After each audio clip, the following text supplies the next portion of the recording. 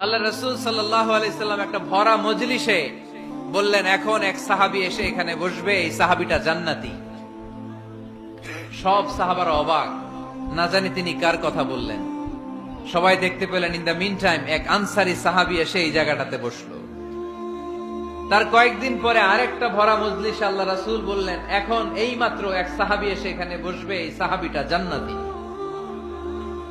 ঠিক ওই দিনও ওই আনসারী সাহাবীটা এসে ওইখানে বসেছে। আবার কয়েকদিন পরে আল্লাহ রাসূল সাল্লাল্লাহু আলাইহি ওয়াসাল্লাম বললেন, এই মুহূর্তে এই মজলিসে এমন এক সাহাবী ঢুকবে, এই সাহাবীটা জান্নাতি। সবাই খেয়াল করে দেখলো, ওই যে আনসারী সাহাবীর কথা রাসূল সাল্লাল্লাহু আলাইহি ওয়াসাল্লাম আগে বলেছিলেন, ওই সাহাবী এসে ইন দা মিন টাইম ওই জায়গায় বসেছে। চিল্লায় পড়েন সুবহানাল্লাহ। সব সাহাবীরা অবাক হয়ে গেলেন। ঘটনা কি? কি এমন গোপন আমল করে এই সাহাবী, যে গোপন আমলের কারণে তিনটা ভরা মজলিসে বিশ্বনবী এই সাহাবীকে বললেন জান্নাতি।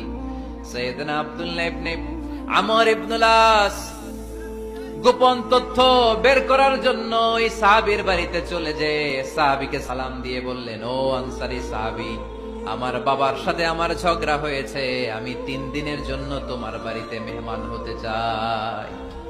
কয়দিনের জন্য?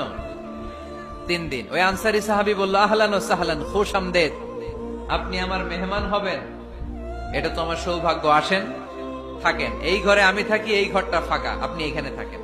এবার আব্দুল্লাহ ইবনে আমর ইবনুল আস খেয়াল করলেন কোন গোপন আমল করে কিনা, কোন নেক আমল আছে কিনা এই সাহাবীর, যে কারণে 3বার বিশ্বনবী এই সাহাবীরে জান্নাতি বলেছে। 3 দিন টানা 3 দিন লক্ষ্য করার পরে সাইয়েদনা আব্দুল্লাহ ইবনে আমর ইবনুল আস এই সাহাবীর মধ্যে তেমন বিশেষ কোন নেক আমল, গোপন আমল আর দেখতে পায় নাই।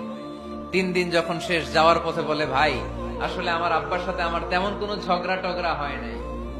ঝগড়া টগড়া কিছু না, আমি বিশেষ একটা কারণে এসেছি। বিশ্বনবী তোমাকে জান্নাতি বলে ঘোষণা করেছে, আমি দেখার জন্য এসেছি যে তুমি কি আমল করো।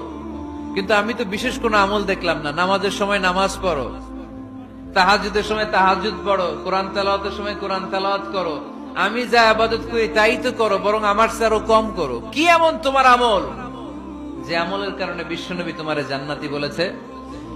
সাহাবীটাকে বলে, আব্দুল্লাহ, আমার জীবনে বিশেষ কোনো আমল নাই, এমন কোন আমল আমি আমার জীবনে করি নাই যে আমলের কারণে বিশ্বনবী আমারে জান্নাতি বলে ঘোষণা দিতে পারে। তবে হ্যাঁ, এমন একটি আমল আছে, প্রতি রাতে ওই আমলটা করে আমি বিছানায় ঘুমাতে যাই।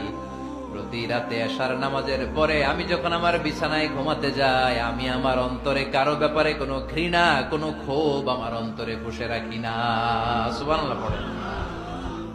কোনো ক্ষোভ, কোনো ঘৃণা, কোনো হিংসা, কারো ব্যাপারে অহংকার, জেলাসি, এগুলো অন্তরে নিয়ে আমি ঘুমাই না। আমি যখন ঘুমাতে যাই, আমি সবাইরে ক্ষমা করে দিয়ে, মাফ করে দিয়ে ঘুমাতে চলে যাই।